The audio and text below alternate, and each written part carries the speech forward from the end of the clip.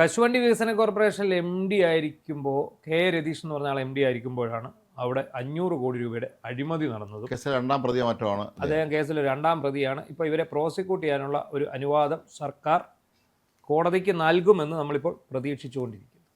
അപ്പോൾ ഇത്രയും വലിയൊരു വിവാദത്തിൽപ്പെട്ട് ഇത്രയും പേരുദോഷം കേൾപ്പിച്ച ഒരു ഉദ്യോഗസ്ഥൻ അയാൾ വിരമിക്കുകയും ചെയ്തു. പക്ഷേ അദ്ദേഹം ഈ UDF സർക്കാരിൻ്റെ കാലത്ത് തന്ത്രപ്രധാനമായ 2 പദവി വഹിക്കുന്നതായിട്ടാണ് പുറത്തു വരുന്നത്. അതെ, ഒന്ന് ഖാദി ബോർഡിന്റെ സെക്രട്ടറിയാണ്, മറ്റൊന്ന് റൂട്രോണിക്സ് എന്ന് പറഞ്ഞ്, അതായത് ഈ വിദ്യാർത്ഥികൾക്ക് ഇലക്ട്രോണിക് അതുപോലെ സംബന്ധമായിട്ടുള്ള പരിശീലനം നൽകുന്ന സ്ഥാപനത്തിൻ്റെ MD-യുമാണ്. 67 വയസ്സായി. 67 വയസ്സ് അദ്ദേഹത്തിന്. അത് IAS കാരനൊന്നും അല്ല. IAS 60 ദിവസം ഇരിക്കാം. സംസ്ഥാന സർക്കാർ ജീവനക്കാരനെങ്കിൽ 56 വയസ്സിൽ അദ്ദേഹം റിട്ടയർ. അതെ അതെ, 11 വർഷം കൊണ്ട് അദ്ദേഹം സുഖമായി ജീവിക്കുകയാണ് സർക്കാരിൽ. അത് എന്താണെന്ന് ചോദിച്ചാൽ 30 ലക്ഷം രൂപയാണ് ഇദ്ദേഹം ആ പദവിയിലിരിക്കുന്നതുകൊണ്ട് ഈ ഖാദി ബോർഡിന് വന്നിരിക്കുന്ന അധിക ബാധ്യത. ഖാദി ബോർഡിൻ്റെ കാര്യം നമുക്കറിയാം. ഖാദി ബോർഡ് അത്ര വലിയ ലാഭത്തിൽ പ്രവർത്തിക്കുന്ന സ്ഥാപനമൊന്നുമല്ല. ഇതിൻ്റെ രസകര കാര്യം, ഈ ഖാദി ബോർഡിൻ്റെ ചെയർമാൻ മുഖ്യമന്ത്രിയാണ്. വൈസ് ചെയർമാനാണ് രാഷ്ട്രീയക്കാർ വരുന്നത്. ഇദ്ദേഹം ഈ വലിയ അഴിമതിയിൽ ശിക്ഷിക്കപ്പെടാനായിട്ട് ഊഴം കാത്തു നിൽക്കുന്ന ഇദ്ദേഹത്തിൻ്റെ കൂടെയാണ് ഈ വലിയ ആദർശം സംസാരിക്കുന്ന സതീശൻ നിൽക്കുന്നത് എന്നുള്ളതാണ് ഏറ്റവും പ്രധാനപ്പെട്ട കാര്യം. അതായത് സതീശനാണ് ഇതിൻ്റെ ചെയർമാൻ. മുഖ്യമന്ത്രി സതീശനാണ് ഇതിൻ്റെ ചെയർമാൻ. അതിന് ഇതിൻ്റെ സൈറ്റ് നമ്മൾ എടുത്തു നോക്കിയാൽ VD സതീശൻ്റെ ചെയർമാൻ എന്നുള്ള പടത്തിന് താഴെ വലിയ ഒരു പടം രതീഷ്. ഇത് തന്നെയാണ് റൂട്രോണിക്സിലെ അവസ്ഥ. റൂട്രോണിക്സിൽ സതീശൻ്റെ പടത്തിന് താഴെ ഇദ്ദേഹം MD എന്ന് പറഞ്ഞുള്ള ഒരു സൈറ്റിനകത്ത് അങ്ങനെയാണ് കാണുന്നത്. അപ്പോൾ ഞാൻ പറഞ്ഞ ഖാദി ബോർഡിൻ്റെ ഒരു സീനിയർ ഡയറക്ടറെ വെച്ചുകൊണ്ട് സെക്രട്ടറി ഇൻചാർജ് എന്നുള്ള പദവി കൊടുത്തു. അതിന് വേറെ ഈ പദവിക്ക് വേറെ ശമ്പളം. അപ്പൊ ഇദ്ദേഹത്തിന് ഈ പദവിക്ക് വേറെ ശമ്പളമില്ല.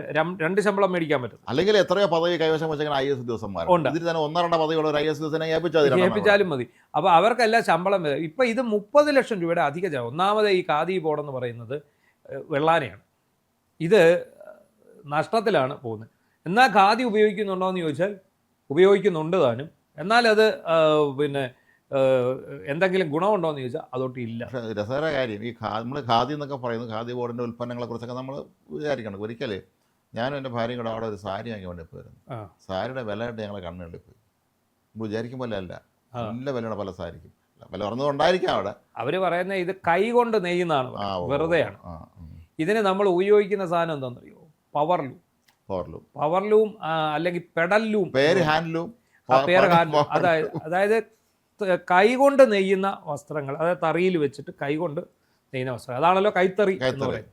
അപ്പം ഈ ഖാദി ബോർഡിൻ്റെ കാര്യം എന്ന് പറഞ്ഞാൽ അവരെ സംബന്ധിച്ചിടത്തോളം ഈ വസ്ത്രങ്ങളുടെ വിൽപ്പന മറ്റു കാര്യങ്ങളാണ് ഇതിനകത്ത് പ്രധാനമായിട്ട് വരുന്നത്. ഖാദി നമുക്കറിയാം, ഇത് എന്താ നമ്മുടെ ഭാരത സംസ്കാരത്തിൻ്റെ തന്നെ ഖാദി എന്ന് പറയുന്നത് നമ്മൾ ഗാന്ധിജിയിലൂടെ നമ്മൾ കാണുന്നുണ്ടല്ലോ. ഭാരത സംസ്കാരത്തിൽ ബന്ധപ്പെട്ടതാണ് സംഭവമാണ്. അപ്പം ഇദ്ദേഹത്തെ സംബന്ധിച്ചിടത്തോളം രതീഷിനെ നമുക്കറിയാം 2005-15 കാലത്തെ കശുവണ്ടി ഇറക്കുമതിയുടെ പേരിൽ കശുവണ്ടി വികസന കോർപ്പറേഷനിൽ അഴിമതി നടത്തി എന്നതിനെ തുടർന്ന് അത് 2 അന്വേഷണ ഏജൻസി കണ്ടെത്തി. ഒന്ന് വിജിലൻസും മറ്റൊന്ന് CBI. വിജിലൻസിനെ അന്നേ തന്നെ കൂട്ടിലടച്ച തത്തയാണല്ലോ CBI. അത് തന്നെ കേരള സർക്കാരിനെ സംബന്ധിച്ചിടത്തോളം കൂട്ടില. അപ്പം അങ്ങനെ വിജിലൻസ് അന്വേഷണത്തിൽ കണ്ടെത്തി. ആ അന്വേഷണം അട്ടിമറിക്കാൻ പോകുന്ന സമയത്താണ് ഇദ്ദേഹത്തെ CBI ഇത് അന്വേഷിക്കണമെന്നും പറഞ്ഞ് പരാതിക്കാരനായ കടകംപള്ളി മനോജ് കോടതിയെ സമീപിക്കുന്നു. ഒരു കോടതിയുടെ മേൽനോട്ടത്തിൽ CBI അന്വേഷണം നടത്തി ഇവർ കുറ്റക്കാരാണെന്ന് കണ്ടെത്തുന്നു. അതും 500 കോടി രൂപയുടെ അഴിമതിയാണ്. അതിൽ ഒന്നാം പ്രതി INTUC-യുടെ സംസ്ഥാന പ്രസിഡന്റായിട്ടുള്ള ചന്ദ്രശേഖരനാണ്. അപ്പോൾ ഈ ചന്ദ്രശേഖരന് പ്രിയങ്കരൻ ആണ് പിണറായി വിജയൻ. പിണറായി വിജയൻ പ്രിയങ്കരനായതുകൊണ്ടും തിരിച്ച് പിണറായി വിജയൻ ചന്ദ്രശേഖരൻ പ്രിയങ്കരനായതുകൊണ്ടും ചന്ദ്രശേഖരൻ്റെ സന്തത സഹചാരിയായിട്ട് ബോർഡിലുണ്ടായിരുന്ന രതീഷിനെ ഇവിടെയൊക്കെ നിയമിച്ചു. ഈ രതീഷ് ചന്ദ്രശേഖരൻ്റെ ബന്ധുവാണോ എന്നൊരു സംശയമുണ്ട്. ഇവരുടെ ആരുടെയോ പ്രധാനപ്പെട്ട ചന്ദ്രശേഖരൻ്റെ തന്നെ ബന്ധുവാണെന്നൊരു സംശയമുണ്ട്. ഇവരുടെ ആരുടെ എന്തോ ഒരു ബന്ധുത്വം ഉണ്ടെന്ന് തോന്നുന്നു. കാരണം എപ്പോഴും ബന്ധുക്കളൊക്കെ ഉണ്ടെങ്കിൽ ബന്ധുക്കളെ സ്വാധീനിച്ച് നമ്മൾ അഴിമതി കാണിച്ചാൽ നമ്മൾ കസേരയെടുത്തിക്കുന്ന രീതിയുണ്ടല്ലോ. 67 വയസ്സായി നമ്മൾ ഓർക്കണം. അത് മാത്രമല്ല, ഏറ്റവും കൂടുതൽ ഇയാളെ എതിർക്കുന്നത് ഈ ഖാദി ബോർഡിലെ INTUC യൂണിയനാണ്. അവർക്ക് എന്ത് കാര്യമാണ്? INTUC യൂണിയനാണ് ഇതിനകത്ത് എതിർക്കുന്നത്. INTUCയുടെ സംസ്ഥാന പ്രസിഡന്റാണ് ചന്ദ്രശേഖരൻ. ചന്ദ്രശേഖരൻ. അപ്പോൾ ഈ പറയുന്ന ചന്ദ്രശേഖരൻ്റെ നോമിനിയായിട്ടായിരിക്കണം ഒരുപക്ഷെ ഈ രതീഷ് പിണറായി വിജയൻ്റെ കാലത്ത് ഇതിലേക്ക് വന്നിട്ട്. ഉറപ്പാണല്ലോ, അത് ഉറപ്പാണ്. കാരണം അയാളെ സംരക്ഷിച്ചതും അയാൾക്ക് റിട്ടയർ ചെയ്തിട്ട് പദവി കൊടുത്തതൊക്കെ തന്നെ ചന്ദ്രശേഖരൻ്റെ സ്വാധീനത്തിൽ തന്നെ ആയിരിക്കാനാണ് സാധ്യത. അപ്പം ഈ അന്ന് പിണറായി പൊതിഞ്ഞു പിടിച്ച് ചന്ദ്രശേഖരനെ രക്ഷിച്ചു, ഈ സർക്കാർ മാറുന്നിടം വരെയും രക്ഷിച്ചു. അതിനുശേഷം എന്താണ്ട് കോൺഗ്രസ് സർക്കാർ അധികാരത്തിൽ വരും. അപ്പോൾ കോൺഗ്രസ് സർക്കാർ അതിലധികം പെട്ടു.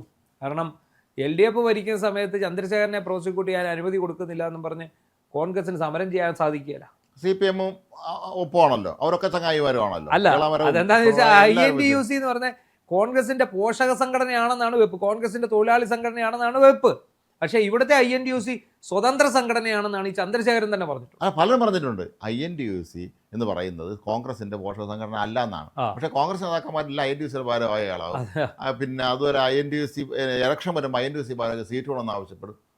പക്ഷേ ഇത് പോഷക സംഘടന അല്ലെന്ന് പറയുന്നുണ്ട്. അതെങ്ങനെയാണെന്ന് എനിക്ക് മനസ്സിലാവുന്നില്ല ഇപ്പോഴും. അതുപോലെ ഈ നേരത്തെ ഉണ്ടായിരുന്ന ഒരു പോഷക സംഘടനയായിരുന്നു സേവാദൾ ഇപ്പോൾ കാണാനില്ല അല്ലേ? സേവാദളം മറ്റേ തൊപ്പിയെ കുറിച്ച് സല്യൂട്ട് പരിപാടി പലപ്പോഴും തലതിരിഞ്ഞാണ് പതാക ഉയർത്താറുള്ളത്. ഇന്ദിരാഭവന് ഓർമ്മയുണ്ടോ? നമ്മളെ പാലോട് രവിയുടെ ജനഗണമന പോലെയാണ്. അതാ ഇവിടെ ജനഗണമന വരെ തെറ്റിച്ച് പാടുന്ന കോൺഗ്രസ്സുകാരുള്ള സ്ഥലത്താണ് ഈ പതാകയുടെ കാര്യം പറയുന്നത്. എന്താണെങ്കിലും കശുവണ്ടി കോർപ്പറേഷനിലെ ഒരു വഴിക്കാക്കി ഇത്രയും രൂപയുടെ അഴിമതിയും കാണിച്ച് വളരെ മാന്യമായിട്ട് കഴിഞ്ഞ 10 വർഷം വളരെ സേഫായിട്ട് ചിറകിനടിയിൽ അമ്മക്കിളി കുഞ്ഞുങ്ങളെ കൊണ്ട് നടക്കുന്നവരാണ് ഈ പിണറായി വിജയൻ. ഈ പറഞ്ഞ രതീഷിനെയും കൊണ്ടാണ്. ഇനി പിണറായി വിജയന്റെ മുഖ്യമന്ത്രി സ്ഥാനം പോലും നഷ്ടമായ പോലും ഇവരെ തൊടാൻ ഞാൻ അനുവദിക്കില്ല എന്നാണ്. ലൂസിഫറിലെ നെടുമ്പള്ളി സ്റ്റീഫനെ പോലെ എൻ്റെ പിള്ളേരെ തൊടാൻ ഞാൻ അനുവദിക്കില്ല, അങ്ങനെയാണ് അദ്ദേഹം കൊണ്ടു നടന്നിരുന്നത്. അതിൻ്റെ ഭാഗമായിട്ട് എവിടൊക്കെ നിന്ന് തെറി കേൾക്കാമോ അതെല്ലാം നമ്മുടെ മുഖ്യമന്ത്രി ഒന്നും അറിഞ്ഞില്ല എന്ന് സംശയിക്കേണ്ടിയിരിക്കുന്നു. കാരണം അദ്ദേഹം അധികാരത്തിൽ കൊണ്ട് കയറിയതേ ഉള്ളൂ. ഇതിന്റെ കീഴിൽ ഒരുപാട് സ്ഥാപനങ്ങളുണ്ട്. എനിക്ക് 100-ലധികം സ്ഥാപനങ്ങളുടെ അങ്ങനെ ചെയർമാനായിട്ടാണ് മുഖ്യമന്ത്രി. അതെ, സംസ്ഥാനത്ത് ഒരുപാട് പേര് ഉണ്ട്. അദ്ദേഹം അറിഞ്ഞും കാണില്ലേക്ക്. അങ്ങനെയാണ് അദ്ദേഹത്തിന്റെ പ്രസിഡന്റ് സ്റ്റാഫെങ്കിലും അദ്ദേഹത്തിന് ഓർമ്മിക്കേണ്ടതാണ്. ഇങ്ങനെ ഒരാൾ ഇവിടെ കയറിയിട്ടുണ്ട്, അങ്ങ് ചെയർമാനും അതിന്റെ താഴത്തോട്ട് അല്ല, ഈ 67 വയസ്സ് എന്ന ഇദ്ദേഹത്തെ ഇവിടെ ഇരുത്തേണ്ട യാതൊരു ബാധ്യതയും ഈ സർക്കാരിനില്ല. കഴിഞ്ഞ സർക്കാരിന് എന്തെങ്കിലും ബാധ്യത കാണുമായിരിക്കും, ഇവരൊക്കെ ചങ്ങായിമാരായതുകൊണ്ട് അതുകൊണ്ട് നടക്കുമായിരിക്കും. പിണറായി വിജയന്റെ പ്രിയപ്പെട്ടവനായിട്ടുള്ള ചന്ദ്രശേഖരന്റെ നോമിനിയായിട്ടായിരിക്കും ഒരുപക്ഷെ വന്നിട്ടുള്ളത്. അല്ലെങ്കിൽ ഈ രതീഷും അദ്ദേഹത്തിന് പ്രിയപ്പെട്ടവനെ സേവിച്ച് ദാഹം തീരാത്ത എത്രയോ ഉദ്യോഗസ്ഥന്മാർ വയസ്സാലും കുഴിലേക്ക് കാലം നീട്ടിയിരിക്കുന്ന ആൾ വരെ ഇപ്പോഴും അവിടെ ഇരിപ്പുണ്ട്. പക്ഷേ നമ്മൾ മനസ്സിലാക്കേണ്ട ഒരു കാര്യമുണ്ട്, ഇപ്പോൾ ഈ സർക്കാരിന് ഇത്തരം അഴിമതിക്കാരെ സംരക്ഷിക്കേണ്ട യാതൊരു കാര്യമില്ല. ഇപ്പം നമുക്കറിയാം, ഗവൺമെൻറ് പ്ലീഡറായിരുന്ന പബ്ലിക് പ്രോസിക്യൂട്ടറായിരുന്ന ഗീനാകുമാരിയെ സർക്കാർ ടെർമിനേറ്റ് ചെയ്തു. എന്താണ് ഒരു അനുഭവം വന്നപ്പോഴാണ്? അതെ, രണ്ടനുഭവമായി ഫലത്തിൽ. ആലപ്പുഴയിലെ അനുഭവം, ഇവിടുത്തെ ഒരു അനുഭവമായി. ഇനിയും പക്ഷേ ആളിനെ നിയമിച്ചിട്ടില്ല. ഇല്ല, രസകരമാണ്. ഇനിയും പല കേസുകളുണ്ട്. ഇപ്പോൾ കഴിഞ്ഞ ദിവസം SFIയുടെ നേതാവിനെ പിന്നെ ഈ ബ്ലൈഡ് പ്രയോഗത്തിൽ പിടിച്ചിട്ടുണ്ടെന്ന്. ഇയാളെയും കോടതി കൊണ്ടില്ലെങ്കിൽ അവിടെ വരാൻ പോണ പ്രോസിക്യൂട്ടർ ആരാണ്? ആ CPM-കാരൻ്റെ പ്രോസിക്യൂട്ടർ. കുഴപ്പമില്ല, മിടുക്കൻ പയ്യനാണ്, അവൻ ഇറക്കി വിട്ടേക്കാൻ പറയും. അവിടെയാണ് സംഭവിക്കാൻ പോകുന്നത്. അതിനകത്ത് നമ്മൾ നേരത്തെ പറഞ്ഞിട്ടുള്ള ഒരു ഫാക്റ്റ് ഉണ്ട്. ഇവർ CPM-കാരാണെങ്കിലും ഇവർ കോൺഗ്രസ് ഭരണത്തിൽ സേഫാണ്. കാരണം ഇവരാണ് CPM-കാരായിട്ട് CPM ഭരണത്തിൽ.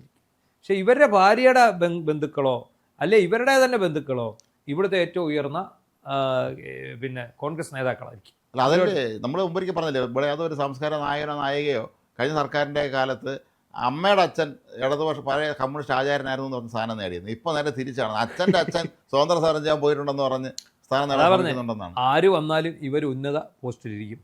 പിന്നെ അതുപോലെ നമ്മൾ നേരത്തെ ചർച്ച ചെയ്ത കാര്യമാണ് പോലീസ് ഉദ്യോഗസ്ഥർ സ്ഥലം മാറ്റം നടന്നിട്ടേ ഇല്ല.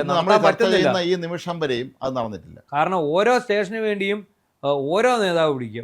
ഒരിടത്ത് സതീശൻ്റെ ആൾ വിളിക്കുന്നു, ഒരിടത്ത് രമേശ് ചെന്നിത്തല ആൾ വിളിക്കുന്നു, ഒരിടത്ത് KC ആൾ വിളിക്കുന്നു, മറ്റൊരിടത്ത് KPCC പ്രസിഡന്റ് ആൾ വിളിക്കുന്നു.